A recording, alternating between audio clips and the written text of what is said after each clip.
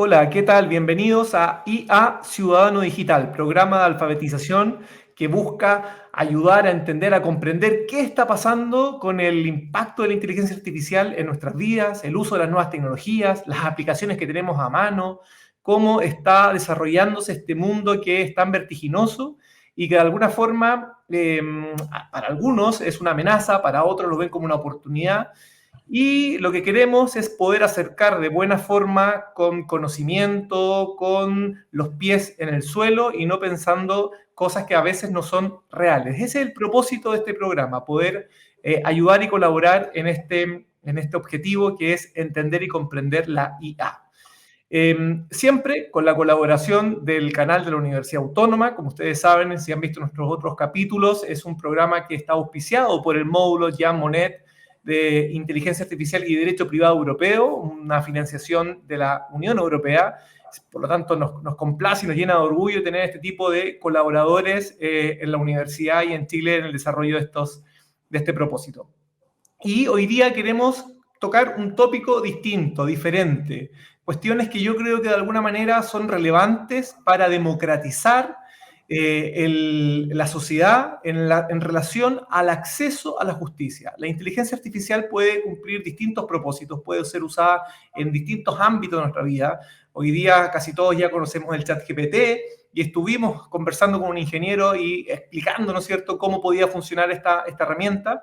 Pero bueno, a partir del desarrollo del modelo de lenguaje generacional y muchas otras tecnologías conexas, se puede aprovechar para propósitos concretos. Y uno de ellos tiene que ver con el acceso a la justicia. Cómo la inteligencia artificial puede facilitar, mejorar, de alguna manera también hacer que esos costos de administración puedan disminuir y, como decía en un comienzo, democratizar entonces el acceso a la justicia.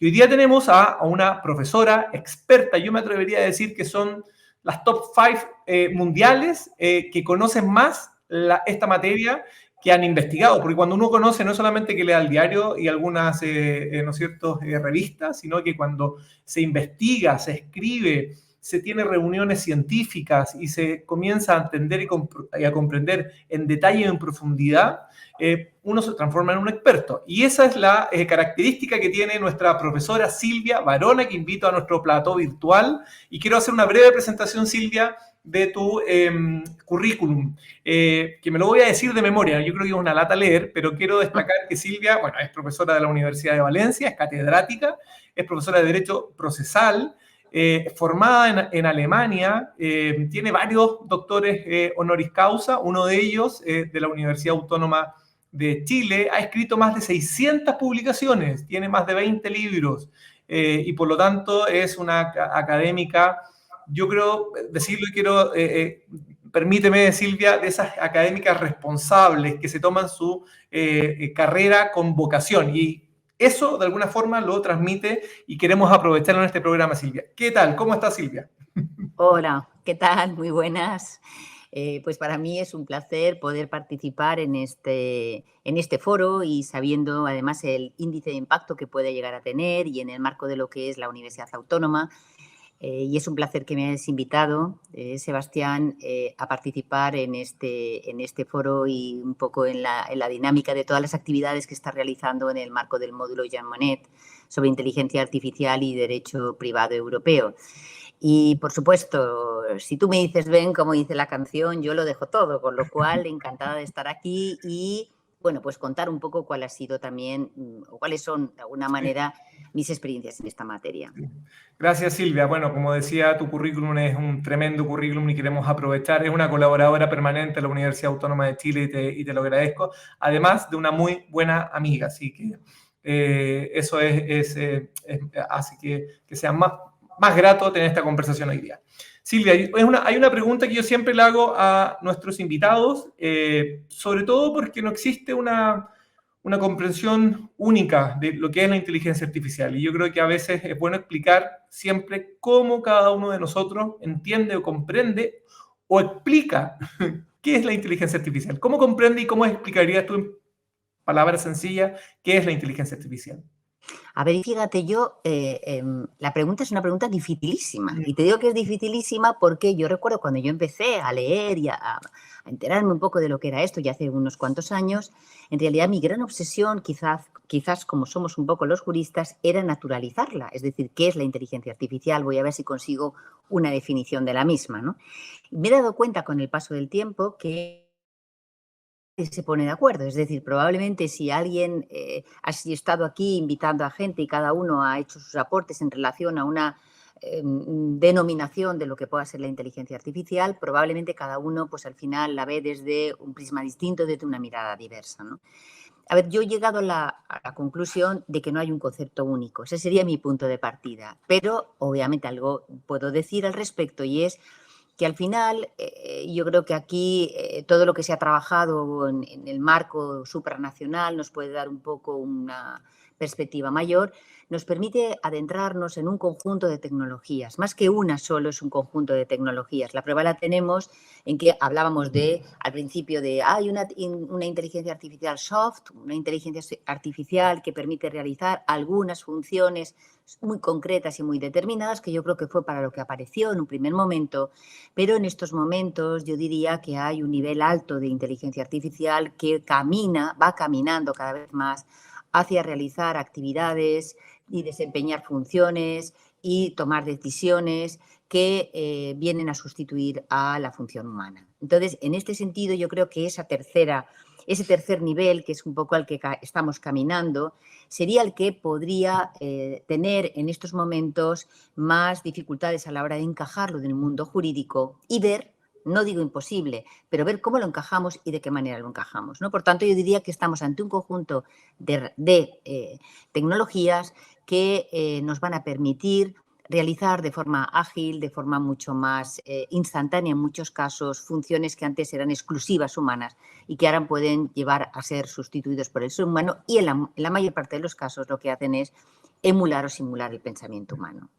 Oye, Silvia, ¿te da la sensación a ti? Porque es una sensación que yo tengo, que como que hace muy poquito empezamos de alguna forma a tocar la inteligencia artificial. A tocarla me refiero a utilizarla de una manera más corriente, sobre todo con ChatGPT Sí, y a entender un poco que esto realmente tiene un impacto importante. ¿No te da sí. la sensación de que como que como que esto comenzó hace muy poco, para nosotros como digamos, bueno, sabemos que la inteligencia artificial sus orígenes tiene más de 40 años o 50 Sí, años, sí. pero desde el punto de vista del impacto en las personas, como que estamos comenzando y de repente en 2 o 3 años puede ser que estemos en un estado completamente distinto y que tenga un impacto muy veloz, o sea, un crecimiento muy veloz, o tiene la sensación de que esto al final tuvo un arranque muy fuerte y que luego se va a ir poniendo un poquito cansino en el desarrollo.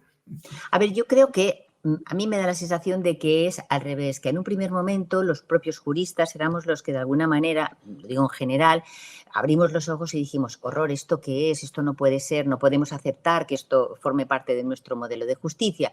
Aceptábamos alguna cosilla, aceptábamos alguna cosa, pues por ejemplo cuando empezaron todos los sistemas de expertos que de alguna forma agilizaban actividades y especialmente en el mundo de la abogacía, podríamos decir. Pero cada vez más yo creo que los escépticos son los menos y cada vez más los entusiastas son los más. Y por Mm. tanto, sin perjuicio, obviamente como decía, que hay que saber qué es lo que se puede, hasta dónde se puede y en qué condiciones, yo creo que en estos momentos sí que hay una mayor aceptación por parte de los juristas, probablemente, porque como tú bien dices, hemos empezado a tocar, hemos empezado a tastar, hemos empezado a emplear, ¿no? Algunas modalidades de sistemas. A lo mejor no son todos inteligencias artificiales, a lo mejor son herramientas algorítmicas, pero bueno, en cualquier caso es ese paso previo a la usabilidad de lo que es la inteligencia artificial. Y por eso creo que esa apertura la estamos viviendo ahora, yo creo que en todos los países del mundo, en estos momentos, con mayor o menor grado de intensidad. Y Silvia, y si lo lleva, ya nos situamos directamente en el ámbito Sí, de la administración de justicia. Y me gusta utilizar la palabra administración porque da cuenta de una serie de operaciones que requiere, ¿no es cierto?, que se requiere en la actividad de entregar justicia y que intervienen, bueno, desde el juez como en la punta de la pirámide, y que lo sí, identificamos como que es lo más fácil, pero de ahí hacia abajo hay un sinnúmero de operarios que son coadyuvantes, que colaboran para que la justicia, ¿no es cierto?, sea tal.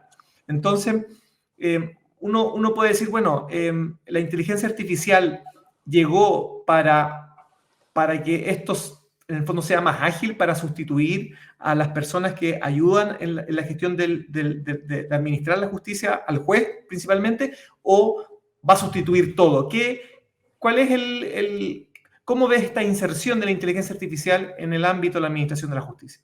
A ver, mira, si te parece, yo creo que aquí podríamos hacer como tres niveles distintos, ¿no? Yo siempre creo que es interesante en el mundo de lo que es la justicia, la administración de justicia, el servicio público de justicia, establecer esos tres niveles, ¿no? Yo creo que desde el momento que empezamos a aceptar que la tecnología entraba, no la inteligencia artificial, la tecnología en general, y empezamos a ver que la tecnología nos hacía la vida más fácil y nos hacía la vida más fácil a los ciudadanos, nos hacía la vida más fácil al secretario judicial, hacía la vida más fácil al abogado, hacía la vida más fácil al fiscal, hacía la vida más fácil, por supuesto, al juez.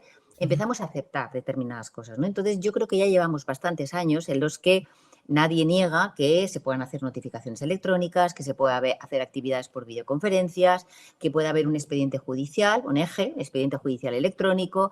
Es decir, esa primera etapa de me relaciono con esa administración de justicia a través de la tecnología, ha sido ese primer nivel. No estábamos ante la inteligencia artificial, pero sí ante la usabilidad de la tecnología, que yo creo que eso es interesante, ¿no? Es decir, para saber cómo es un abrigo de pieles, lo mejor que puedo hacer es primero ponerme o tocarlo para saber exactamente qué es. Yo creo que ese paso ya lo tenemos asimilado y vino un segundo paso. El segundo paso fue la digitalización. Y empezamos a trabajar digitalmente. A ver, no, es verdad que no del todo. Es decir, se permitía siempre la posibilidad de la doble vida alternativa, lo que ha supuesto un doble trabajo, ¿no? Es decir, actividades que se presentaban de forma digital, pero luego había que presentarlas en papel para poder tal. Hemos experimentado en los últimos años toda una serie de digitalizaciones de nuestro entorno. Hemos visto que los registros se digitalizan, ¿no? El hecho de que el registro civil se digitalice, que el registro de la propiedad se vaya digitalizando, que en el sector bancario se haya digitalizado, que el sector empresarial se haya digitalizado. A ver, todo eso ha favorecido un entorno digital. Y en ese entorno digital, de alguna forma nos hemos ido dando cuenta de que lo digital acorta, de que lo digital en muchas ocasiones abarata, que lo digital agiliza y que lo digital hace que uno esté más próximo, aunque no esté presencial, esté offline, pero está más próximo, ¿no? Claro, yo creo que todos estos, podríamos decir, prolegómenos, lo que están favoreciendo ahora es que ya no nos parezca tan marciano y tan raro que hablemos de herramientas que los abogados tienen en sus despachos, los chatbots, que hablemos de la posibilidad de los software que permiten digamos, el archivo de los documentos, es decir, todas aquellas herramientas que en estos momentos probablemente fijo discontinuo, también es cierto. Es decir, yo no conozco ningún país donde al 100% todo esto se haya volcado absolutamente. En ningún país, al menos que yo conozca, ¿no? Es cierto que Chile ha avanzado en unas cosas, España ha avanzado en otras, la Unión Europea nos ha obligado a incorporarnos en otras, pero si nosotros echamos la vista atrás, lo que sí que estamos viendo es que ha cambiado absolutamente el modelo de administración de justicia. Y es más, es como si no llevara patines, es que ahora va en un bólido. Es decir, hay que cambiar y transformar todo buscando una manera distinta de relación entre la administración de justicia y las personas. Cuando tú dices personas, tú lo has dicho muy bien, no me refiero solamente al ciudadano o a los ciudadanos, sino que me estoy refiriendo a todas aquellas personas que intervienen aquí. A ver, hay un ejemplo muy claro, ¿no? Que es cómo está investigando la policía. La policía ahora está utilizando un montón de herramientas que son realmente o que trabajan con la prevención de, por ejemplo, la delincuencia organizada o, por ejemplo, el tema de el uso de los delitos de odio en la red o, por ejemplo, es decir, toda esa tecnología antes no existía, pero antes digo 25 años atrás. A lo mejor habría países punteros, pero lo que yo hablo es ahora no me refiero a un país concreto, sino con carácter general. Entonces, yo creo que esa usabilidad tecnológica ya la tenemos aquí y ya la vivimos con nosotros, con esa asimetría, podríamos decir, de existencia, de regulación, de marco jurídico y de conformación en la usabilidad de la administración de Porque justicia. tú muy bien dices, hablas de la digitalización, que es como, yo creo que es un estado en el que nos encontramos la mayoría de los países que tienen un cierto nivel de desarrollo. Sí. Pero yo creo que en Latinoamérica somos la mayoría de los países, en Europa también está pasando lo mismo, sobre todo la pandemia aceleró estos procesos por la necesidad de administrar justicia de forma telemática y por lo tanto la digitalización ya es una realidad. Pero luego yo veo que la automatización es el siguiente paso para poder generar una velocidad en la gestión de justicia, porque uno de los grandes problemas que tienen las personas, y el primero es que la justicia no llega, tarda, y una justicia que no tarda dicen que no es justicia. Por lo tanto, es un problema. Y el segundo tiene que ver con los costos. Es una de las cuestiones que yo al menos estudio en el ámbito de consumo, el hecho de que las cuantías del conflicto, al ser bajas, demandar me resulta más caro, más costoso que la cuantía del conflicto. Entonces, eso hace que pueda de alguna forma esta automatización acercar la justicia a las personas. ¿Estamos avanzando hacia allá o todavía faltan cosas? A ver, yo creo que ni es la panacea del universo, ni tampoco hay que demonizarlo. Yo creo que la automatización puede servir para determinados tipos de conflictos. A mí me parece que hay toda una serie ahora de tecnologías que nos pueden permitir perfectamente esa automatización a la hora de, yo hablo desde el ámbito que tú me preguntas, que es el que yo conozco, que es el ámbito de la justicia, ¿no? Es decir, por ejemplo, tú has puesto un ejemplo muy claro, que es en materia de consumo, ¿no? Aquí hay una obsesión que tiene la Unión Europea desde hace ya bastante tiempo, con instrumentos legales que ha ido utilizando y que nos ha llevado a que se creen plataformas en las que haya automatización a la hora de resolver los conflictos que se planteen en el ámbito del derecho del consumo, siempre que sean en el espacio europeo, ¿no? Es decir, y además esa plataforma la puede utilizar no un ciudadano europeo, sino cualquier ciudadano que dentro del marco de la Unión Europea se encuentre con esta conflictividad. Lógicamente, este ejemplo es un ejemplo muy claro, como otro te podría poner, es el caso de los monitorios, es decir, aquellos en los que se va a hacer reclamaciones de cantidad, de pequeña cuantía, y que someterse en un proceso judicial, como tú bien dices, realmente es mucho más caro, implica tiempo y también no se sabe muy bien cómo puede acabar, ¿no? Entonces, el tema que es la predecibilidad, ¿no? Entonces, el tema de la automatización en este tipo de conflictos, desde luego trae más ventajas que inconvenientes. Es mucho más rápido, es mucho más barato, es mucho más ágil. En algunos casos no se necesita ni abogado tampoco, porque el propio ciudadano, si quiere, puede acudir a abogado, pero si no puede, a través de unos formularios tipo, puede plantear sus quejas y la solución es mucho más rápida a la hora de la consecución del mismo, ¿no? Naturalmente eso, yo creo que para determinados tipos de hechos delictivos, para determinados tipos de hechos conflictivos, e incluso podríamos decir que para el caso, por ejemplo, de las reclamaciones, en los casos en los que se pide la reclamación frente a una multa en materia administrativa, son plataformas que están demostrando que son mucho más, podríamos decir, justicia que el acudir a un modelo procesal, judicial, con todo lo que esto conlleva de tiempo, dinero, ineficiencia y sobre todo impredecibilidad, ¿no? Entonces, en ese sentido, sí. También te digo una cosa, Sebastián, y es que estamos partiendo de algo que yo creo que la sociedad actual todavía no se ha dado del todo. Es decir, aquí hablamos tú y yo de digitalización, pero es verdad que no todo el mundo está digitalizado, o dicho de otra manera, es decir, es verdad que los jóvenes han nacido con una tablet debajo del brazo, ¿no? Y que se manejan muy bien con el tema de la digitalización, y hay mucha gente que yo nací analógica, lo digo siempre, y he hecho un esfuerzo por digitalizarme, ¿no? Pero sí que es verdad que siempre va a haber un sector poblacional que por razones de dinero o por razones de edad, ¿no? Es una de las causas del edadismo que se ha planteado en estos momentos, se puede encontrar con dificultades a la hora de manejarse con esta digitalización. Y quizás para estas personas el volcarlo todo en esas automatizaciones o en esa digitalización puede suponer un obstáculo de acceso a la justicia. Ok, o sea, tiene que haber obviamente una protección a esas personas y que tiene que existir un canal siempre que les permita que no terminen siendo excluidos Sí. y eso es clave. Silvia, si uno tuviese que valorar lo que está sucediendo hoy día, porque para que Sí, la gente pueda tocar esto que estamos hablando y aterrizarlo un poco, sí. ¿qué está sucediendo en el mundo, en algunos países? ¿Cómo se está avanzando en la automatización, en el uso del desarrollo de algoritmos, la aplicación de algoritmos en ciertas tareas de la Administración de Justicia? Es algo esa es la primera pregunta. ¿Cuál es el estado actual de lo que tú ves en aquellos países donde más se está avanzando?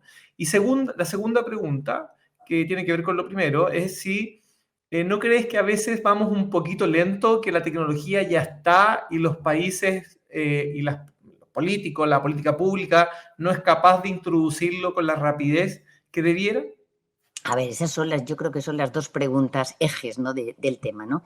Por un lado, se ha avanzado mucho, pero yo creo que se ha avanzado mucho por esfuerzo casi diríamos individual, ¿no? Es decir, por un lado la ciudadanía, pues bueno, lo que hemos hecho es ponerlo las pilas y de alguna manera pues hemos ido evolucionando, transformándonos hacia esa digitalización, aprendiendo a manejar, a tener herramientas y capacitación digital y de esa manera pues nos hemos ido acostumbrando a relacionarnos no solo con el mundo de la justicia, sino en general con el servicio público en aquellos lugares en donde casi nos están obligando a ello a través de estos sistemas o de estos canales digitales, ¿no? Pero sin que nadie nos haya enseñado desde abajo al funcionar con estos sistemas, ¿no? Después yo creo que ahora en el mundo próximo ya a lo que es la administración de justicia, lo que yo estoy viendo en estos momentos es una transformación, una metamorfosis de la abogacía en el mundo moderno. Yo sí que veo que en la abogacía lo que ha hecho es dar un paso hacia adelante, probablemente queda mucho por hacer, pero cuando uno mira las estadísticas ve que ya hay un 30 y tantos % de abogados y de despachos y firmas de abogados que han optado por la innovación, por la transformación, por la búsqueda de esa digitalización, ¿no? A lo mejor algunos pues solamente se manejan pues con software documentales o con una nube donde guardan toda la información y establecen algunos sistemas, no sé, de garantía de seguridad de esta información o de estos datos y a lo mejor poco más, ¿no? Pero hay otros que han ido avanzando poco a poco y yo creo que cada vez hay más, pero yo diría más desde el punto de vista del sector privado, ¿eh? Es lo que se han puesto las pilas y han ido contratando, pues y han ido apareciendo pues estas plataformas de encuentro de clientes con los abogados, los marketplaces, que tú sabes muy bien de esto, el tema de los software para automatización documental o la jurimetría, la analítica predictiva, para predecir un poco y establecer cuáles un poco las estrategias procesales, estrategias legales, en fin, este tipo de cosas. Y luego, yo creo que lo más tardío ha sido el modelo público, ¿no? Siempre es un poco más lento. Tú decías la parte de lo que ha sido el Estado. Yo creo que el Estado es el que se ha dado cuenta que el ciudadano y la empresa iban más adelante que su manera de gestionar o de actualizarse. Y entonces yo lo que veo es que en las dos últimas décadas, sobre todo, bueno, pues se ha puesto un poco en marcha en la búsqueda de ese ofrecimiento de un servicio público ágil, eficiente, accesible, digital, garantista, transparente en materia de justicia. Claro, eso es muy bonito, pero para que eso sea así, lo primero que se necesita es presupuesto. Es decir, sin presupuesto esto no es posible, ¿no? Entonces, a ver, yo creo que conectando un poco con la segunda situación, yo creo que en eso estamos, ¿eh? Es decir, esas tres vías que te digo de los individuos, las personas particulares, nos hemos ido digitalizando un poco al morde del mundo que nos rodea, casi como contaminación. La empresa, que es la que nos ha marcado los hitos o las pautas de desarrollo digital, y luego los servicios públicos, que son un poco los que han ido un poco a caballo, ¿no? De esta evolución mucho más lenta que las otras anteriores, ¿no? Ahora bien, la segunda parte que tú me planteabas sería, a ver qué es lo que hay que hacer, ¿no? O que de alguna manera esto, cómo que se canalizaría mejor para que funcionara. ¿Por qué no? ¿Por qué no han funcionado? Yo creo que porque hay un cierto temor, que también es real, ¿eh? Hay que decir, esa fascinación que puede trasladarnos el uso de toda esta tecnología, que nos da mucho, pero también tiene una cosa real, y es todos los riesgos que supone la innovación tecnológica, todos los peligros que puede conllevar la incorporación de un sistema de digitalización e incluso de algoritmización y de inteligencia artificial en el mundo de lo que es un valor tan importante como es la justicia, ¿no? en un modelo de Estado. Y, bueno, pues todos esos riesgos existen. Existe sobre todo el tema que tú bien sabes de qué pasa con todos los datos que se manejan aquí, ¿no? ¿Qué pasa con la idea de la seguridad digital? ¿Qué es mejor el papel o qué es mejor la firma digital? ¿Qué podemos hacer para garantizar que el sistema digital sea tan garantista como puede ser el sistema presencial, el sistema de papel o el sistema offline, ¿no? Presencial? Y claro, en todo eso es en lo que yo creo que se ha detenido mucho los movimientos internacionales, supranacionales y nacionales, ¿no? ¿Qué es lo que hemos de incorporar incluso en las constituciones, como habéis hecho Sí. vosotros, los chilenos, ¿no? Es decir, ¿qué es lo que hay que incorporar en la norma marco y en las normas específicas para garantizar que esto, precisamente por ir tan rápido, no termine cayendo de golpe, ¿no? Ese sería un poco el equilibrio entre lo lento y la necesidad de ir avanzando poco a poco hacia ese camino que yo creo que es imparable, ¿no? Silvia, y si uno tuviese que elegir en qué áreas de la administración de justicia tuviese que darse prioridad para el uso de las nuevas tecnologías, por ejemplo, en el ámbito penal, que hoy día en Chile vivimos un momento de inseguridad importante, de hecho, hay iniciativas, y lo comento esto para el público que nos escucha y que nos ve, que, por ejemplo, la Fiscalía hoy día en Chile tiene un desarrollo tecnológico que permite, a través del uso de Big Data, poder entender ciertos patrones estudiando miles y miles de expedientes, de carpetas de investigación de los fiscales y poder identificar patrones comunes para buscar, ¿no es cierto?, los responsables de esos delitos. Muchas veces un delincuente, tú sabes, tiene una forma de actuar y si el fiscal A no conversa con el fiscal Z y no se dan cuenta que es el mismo responsable, es difícil, ¿no es cierto?, llegar a él. Bueno, hay cuestiones que están surgiendo en Chile y que yo creo que de alguna manera eso luego ayuda a la administración de justicia, porque justicia tenemos y es que los policías pueden colaborar en la investigación y en la búsqueda de un responsable para luego juzgarlo. Entonces, yo, por ejemplo, me atrevo a decir que en el ámbito penal, no sé si tú estás de acuerdo, y si estás de acuerdo, me lo comenta, y si no, ¿qué otra área crees tú Sí. que sería prioritaria para iniciar y para promover el desarrollo de las tecnologías? A ver, a mí se me ocurren muchos ejemplos de cosas que ya están, que son reales. Tú has puesto un ejemplo, ¿no? En el uso de estas herramientas predictivas, que en realidad lo que hacen al final es calificar, clasificar y generar patrones, ¿no? De acuerdo con los datos que cuentan dentro de la propia fiscalía, ¿no? Entonces, a ver, en estos momentos, en materia penal hay muchísimas ya herramientas, digo muchísimas porque cada país al final pues ha ido confeccionando de acuerdo con su propia idiosincrasia, pero han aparecido herramientas que sirven para llevar a cabo predictibilidad de la comisión de hechos delictivos, ¿no? Es decir, cuando uno pensaba y veía aquella película de Minority Report, ¿no? Y veía a Tom Cruise y pensaba que aquello era Odisea en el espacio, bueno, pues resulta que estas herramientas hoy por hoy existen, ¿no? Es decir, son herramientas que de alguna manera lo que hacen es, en función de los datos de lo que componen, pues son datos en los que tienen desde información de fichas policiales hasta, naturalmente, las condenas en hechos anteriores, digamos, información que tienen de procedimientos que se han seguido y a lo mejor se han archivado o no, que han dado lugar a condenas, etcétera, etcétera. Son sistemas que nos van a permitir, por un lado, determinar una posible predictibilidad o predecibilidad de qué tipo de personaje es aquel que puede haber cometido un hecho delictivo y no sabemos quién es. Y pongo un ejemplo.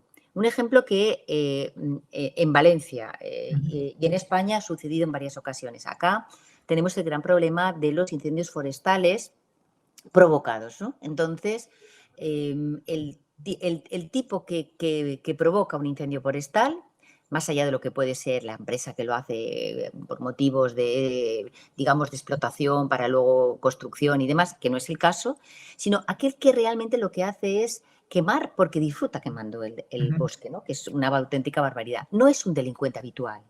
Es decir, no es un delincuente en el que podrían concurrir unas circunstancias iguales como aquel que es el que lleva a cabo delitos contra la propiedad o aquel que incluso lleva a cabo delitos contra la administración pública o aquel que lleva a cabo delitos contra la libertad sexual, porque de alguna manera los parámetros son bien diversos, ¿no? Entonces, bueno, pues se generó una herramienta muy interesante en la que al final lo que venía a determinar no es que la persona X llamada Silvia Varona es, no, el perfil del tipo de sujeto que va a cometer ese tipo de hechos delictivos, ¿no? Ese sería un ejemplo paradigmático.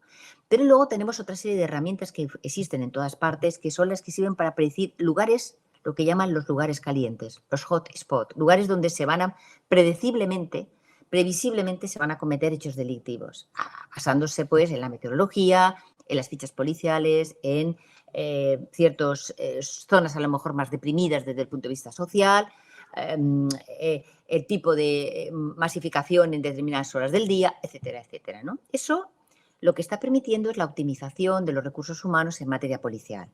En vez de que haya los patrullajes callejeros que antes habían con las policías en los barrios, pues ahora lo que utilizan es la tecnología. Te pongo un ejemplo que es predicción.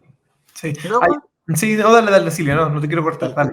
No, y luego, por ejemplo, por dejar penal, pues yo te contaría que hay una serie de herramientas que son muy útiles y favorecedoras de las personas. Por ejemplo, una persona que ha cometido un hecho delictivo es condenada, cumple condena, etcétera, etcétera, pero han pasado ya el tiempo y lo que quiere es que se le cancelen los antecedentes penales, ¿no? No sé en Chile cómo está, pero acá realmente el problema que tenemos es que dura años y años para conseguir esa cancelación. Bueno, pues se ha diseñado una herramienta que es automatización de la concesión de la cancelación de los antecedentes cuando se dan esas condiciones. Un poco en la línea de la automatización que tú contabas. Perfecto. Te cuento otro ejemplo. Sí. Herramienta para la concesión de la nacionalidad, que no es penal, que es, digamos, más desde el punto de vista administrativo. Las colas que se montan en las distintas embajadas, tal, pues a través de una máquina que lo que hace es validar automáticamente si concurren o no las condiciones necesarias y la aportación de los documentos para conseguir la nacionalidad. Te pongo otro ejemplo. Pues, por ejemplo, la herramienta que sirve para convertir un documento, que puede ser una notificación, una citación judicial, por ejemplo, a personas, en este sentido, yo creo que un poco iría en la línea ya de personas más vulnerables, ¿no? Desde el punto de vista de su vulnerabilidad. Hay una herramienta que lo que hace es convertir una sentencia o una notificación en un lenguaje muy sencillo, algo que pueda entender un niño o algo que pueda entender una persona con un grado de discapacidad. Es decir, cuando uno lo ve y ve de qué forma esto se puede volcar en hacer una vida fácil, un lenguaje claro, no sé, creo que es interesante ver lo mucho y lo bueno que está haciendo por la justicia, ¿no? Por el acceso a la justicia. Y en el ámbito de consumo, Silvia, ¿cómo ves la posibilidad de que los consumidores podamos tener, así como la plataforma que tú mencionabas en Europa, que es la plataforma europea que permite, ¿no es cierto?, acercar al proveedor con el consumidor y buscar una solución? ¿Lo ves viable? Te lo pregunto porque dentro también del estudio que hacemos en la universidad y en el marco de este proyecto, hemos estudiado los marketplaces y cómo los privados a través de eBay y Amazon, en fin, todas estas grandes compañías, además de ofrecer servicios o productos a través de sus páginas web, a través de su plataforma, también cuando hay una disputa, hay un conflicto entre el comprador, el consumidor y el vendedor que vende a través de esta plataforma, lo resuelve. Entonces, puede llegar a darse que el mundo privado termine ofreciendo administración de justicia porque sea capaz de, porque bueno, al final, como tú sabes, de hecho yo creo que en España se intentó en algún minuto pagar tasa, o existe el pago de tasa, en Chile se discutió, o sea, que uno tuviese que pagar tasa. Bueno, si tengo que pagar tasa, me pongo en ese supuesto, puedo elegir, pago la tasa, voy al sistema público, o pago la tasa y voy al sistema privado y tengo un sistema que me resuelve con uso de las nuevas tecnologías, con inteligencia artificial, y tengo una resolución en 3 meses. ¿Cómo A ves ver, esta disyuntiva? mira, yo veo que aquí es donde quizás es donde más hemos visto las soluciones.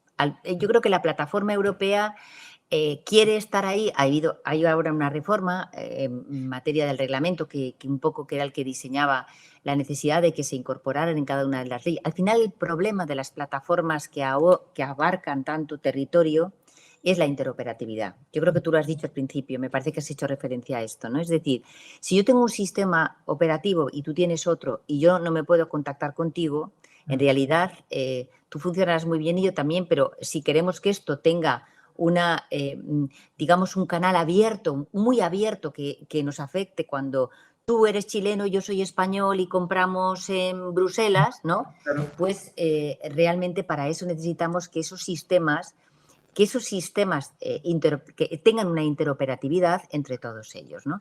En realidad, la idea era muy buena y falló por esta falta de interoperatividad.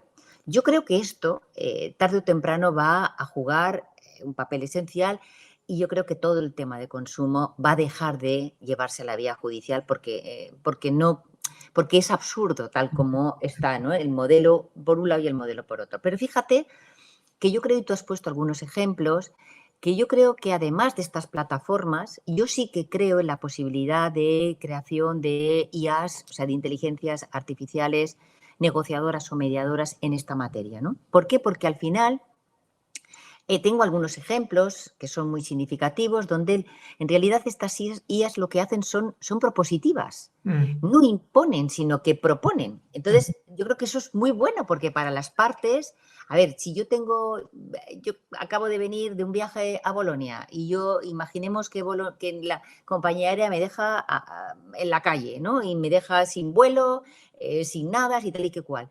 Yo, ¿qué quiero? Pleitear, meterme en un pleito en Bolonia o contra la compañía que tiene su sede en Irlanda, porque era Ryanair, o prefiero presentar a través de un formulario electrónico en un sistema informático, en una inteligencia artificial dada por la propia compañía, que me permite decir esta es la situación y ante estas situaciones la compañía me está ofreciendo a través de la IA esta propuesta de solución. Pues probablemente cualquiera de nosotros diría, más vale pájaro en mano que ciento volando. Es decir, prefiero esta solución ya, corta, rápida, que se basa en una experiencia o en muchas experiencias de situaciones que ya han pasado y que han estado dentro de mis mismas coordenadas y me hacen la propuesta de resolución. Sí.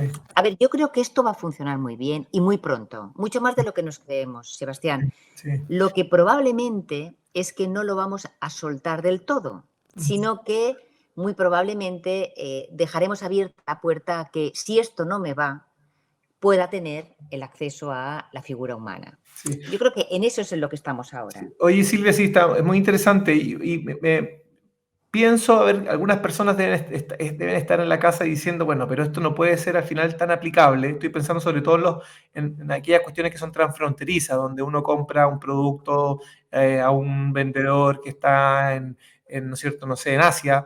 Sí. ¿Cómo ves tú, y sobre todo por el módulo Jean Monnet que auspicia y que colabora y que es el que, digamos, hace realidad este programa de IA Ciudadano Digital y que estemos conversando hoy día contigo? Es decir, bueno, ¿por qué no aprovechar esta globalización, este impulso de la Unión Europea en buscar normas que sean aplicables más allá de la frontera de un solo país?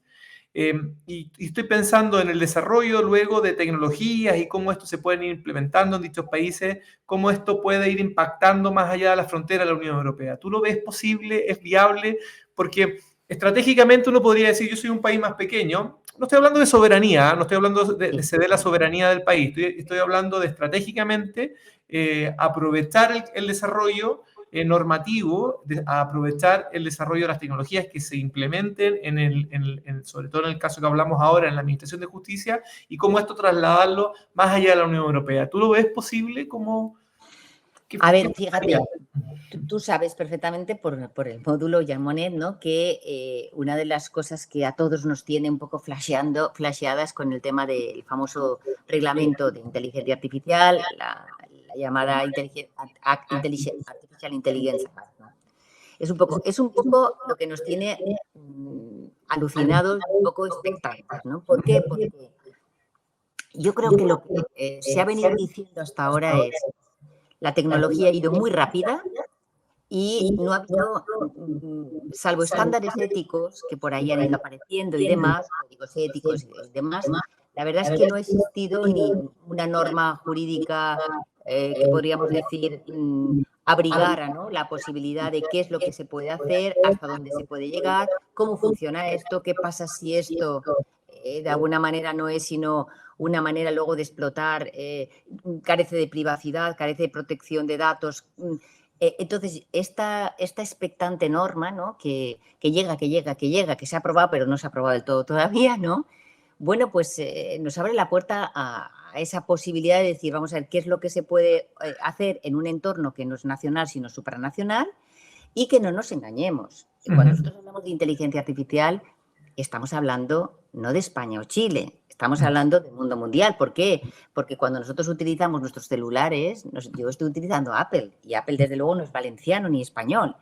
Y cuando se utiliza el Huawei, pues se utiliza el chino. Y cuando se utiliza, es decir, estamos metiendo en nuestra propia casa y en nuestra manera de actuar y de trabajar, estamos metiendo empresas que son multinacionales. Sí. Entonces, ¿cómo fijamos esos límites? Yo creo que establecer, y por eso yo creo que ha ido tan lento la parte jurídica y la parte ética, ¿no? Yo creo que estas multinacionales han tenido mucho peso, y mucho peso también dentro de los propios estados, y han un poco paralizado determinados límites legales, podríamos decir, ¿no? Esto yo lo he escuchado en foros de gente muy potente, desde el punto de vista de los ingenieros de sistemas, que han estado metidos en comisiones de sabios y demás, y siguen pensando que los éticos y los juristas estamos aquí para hacerles la vida difícil, para generar obstáculos. Yo creo que el todo no vale. Yo creo que como juristas tenemos que decir que el todo no vale. ¿Y qué es lo que tenemos que establecer? Pues esos límites mínimos que nos permitan que algo que funciona bien para resolver conflictos, como por ejemplo en materia de consumo entre ciudadanos de la Unión Europea, sea perfectamente extrapolable a cualquier otro lugar del mundo. La verdad es que al final el sistema podría perfectamente exportarse a través de convenios, de manera que la plataforma que funciona en la Unión Europea podría exportarse para que todo ciudadano chileno o todo ciudadano de la Unión Europea que en Chile tenga esa situación pueda tener una solución similar. Yo creo que por ahí se puede, estoy hablando un poco de Sí. imaginación jurídica, ¿no? Pero podría ser interesante esta materia. Sobre todo que la Unión Europea, sí, bueno, le interesa sobre todo financiar proyectos como el nuestro, que estamos en Chile, porque hay un efecto Bruselas que se llama, que es tratar de impactar con sus políticas públicas más allá de la Unión Europea. Y la pregunta que yo me hago, bueno, que te hacía era cómo hacerlo. Y yo creo que algunas luces nos has dado, Silvia. Te quiero agradecer enormemente. Yo sé que tienes un compromiso y me encantaría seguir conversando. Tengo muchas más preguntas que hacerte, pero bueno, te agradezco enormemente, Silvia, el tiempo que nos has dado a este proyecto, que seas una colaboradora permanente de nuestra casa de estudio y de la Facultad de Derecho de la Universidad Autónoma de Chile, conversar con personas como tú y con la experiencia y el conocimiento que tienen y que están insertas en el mundo. Silvia, les cuento, está constantemente viajando, está por todas partes y por eso sabe tanto de estos temas y está tan a caballo, como decimos en Chile. Así que nada, Silvia, te agradezco mucho. Muchas gracias, Sebastián. Ya sabes que yo curiosa soy un rato, pero estoy encantada de colaborar siempre con mi segunda casa, madre, que es la Universidad Autónoma. Muchas gracias, Sebastián. Gracias, Silvia. Bueno, y muchas gracias a todos nuestros audiencias. Estaremos de nuevo un próximo día de la semana. Yo sé que estamos varios días de la semana en el canal de la Autónoma. Seguimos con IA Ciudadano Digital. Chao.